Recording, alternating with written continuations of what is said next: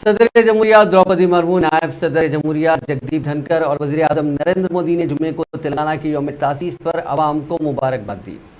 सदर मुर्मू ने ट्वीट किया कि तेलंगाना के अवाम को उनके यौम तासीस पर मेरी नेक तमन्नाएं। जंगलात और जंगली हयात से मालामाल तेलंगाना को खुशहाल सकाफती विरसा और बासलाहियत लोगों का भी आशीर्वाद मिला है। ये खूबसूरत रियासत इख्तिरा और एंटरप्रेन्योरशिप के मरकज़ के तौर पर उभर रही है। तेलंगाना की मुसलसिल तरक्की और खुशहाली के लिए मेरी नेक ख्वाहिशात। वहीं नायब सदर धनखड़ ने कहा कि तेलंगाना के यौम तासीस पर दिल की गहराइयों से मुबारकबाद। रियासत अपने मालामाल विरसे, मुतहरिक सकाफत और फ़रोग़ पज़ीर सनतों के लिए मशहूर है। गुज़िश्ता बरसों में तेलंगाना के लोगों ने मुख्तलिफ शोबों में शानदार कारकर्दगी का मुज़ाहरा किया है और हिंदुस्तान की तरक्की में अहम रोल अदा किया है। रियासत तरक्की करती रहे और शान और शौकत की नई बुलंदियों को छुए।